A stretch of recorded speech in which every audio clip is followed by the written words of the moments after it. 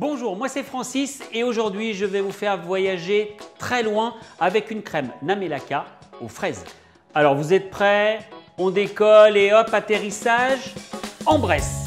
Et oui, on connaît la Bresse pour le poulet, mais ce n'est pas le seul produit à faire rayonner cette belle terre de Bresse. Il y a également la crème de Bresse et le beurre de Bresse qui bénéficient chacun d'une appellation d'origine contrôlée amplement méritée. Encore une pépite de notre belle région Auvergne-Rhône-Alpes. Cette fameuse crème de Bresse, on la retrouve chez les meilleurs fromagers de France. La liste est disponible sur le site internet de la filière. C'est au début du 19e siècle que se sont créées les premières coopératives bressanes. Au fil des ans, les premières laiteries-beurreries s'installent dans le respect des pratiques artisanales. Aujourd'hui, le beurre et la crème de Bresse perpétuent cette tradition de qualité avec des laiteries à taille humaine. Bon, la crème est de Bresse, mais le nom de la recette est japonais. Namelaka est un terme japonais qui signifie ultra crémeux, comme la crème de Bresse. Donc le nom de la recette est ultra adapté, c'est clair? Bon, je vous propose une recette tout en douceur et en légèreté. Avec un bon produit, on peut cuisiner simplement. Et pour amener un peu de fraîcheur et de tendresse, on va rajouter des fraises au basilic à votre Namelaka, à notre Namelaka. Pour notre crème Namelaka, il faut une vingtaine de minutes. C'est une recette facile et un temps de repos, pas pour vous, de 2 heures.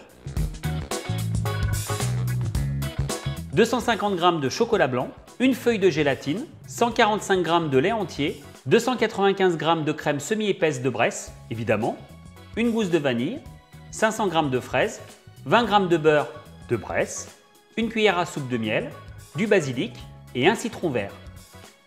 Je commence par réhydrater ma feuille de gélatine à l'eau froide. Dans une casserole, on porte le lait à ébullition et on va rajouter les graines de la gousse que j'ai délicatement fendue et que j'ai grattée tout en douceur. En attendant que le lait bout, on marque une pause publicitaire.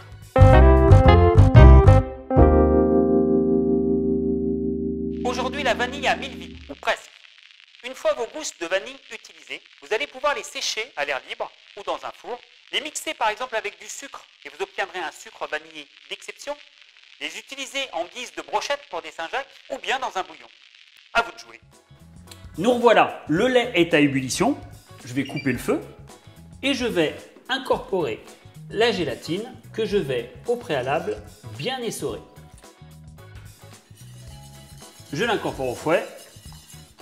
Une fois bien fondu, je vais pouvoir l'incorporer maintenant à notre chocolat.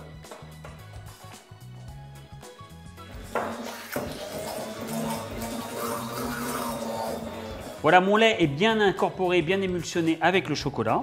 Et c'est là qu'elle rentre en scène, la fameuse crème de Bresse. J'incorpore donc la crème à notre mélange lait-chocolat. Et j'émulsionne à nouveau.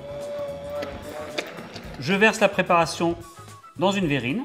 Je vais filmer mes verrines au contact et je vais les faire reposer pendant 2 heures au frigo.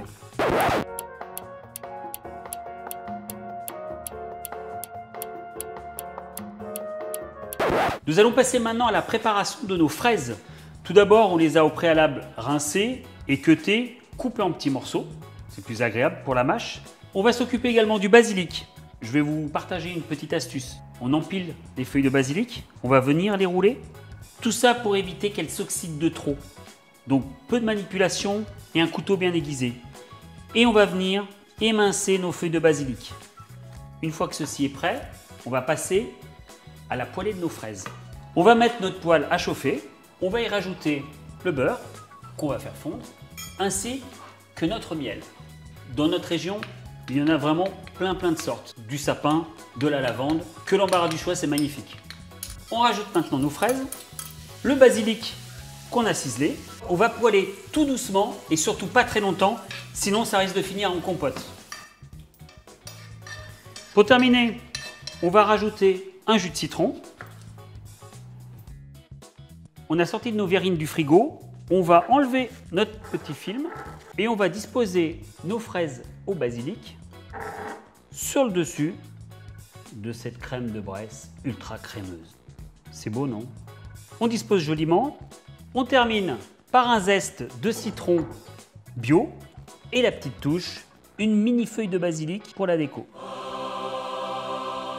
Bon, on redescend sur terre et je vais apprécier ce paradis à la crème de Bresse. Bon, je vous dis à très bientôt pour de nouvelles aventures à la découverte des fabuleux produits de notre belle région Auvergne-Rhône-Alpes.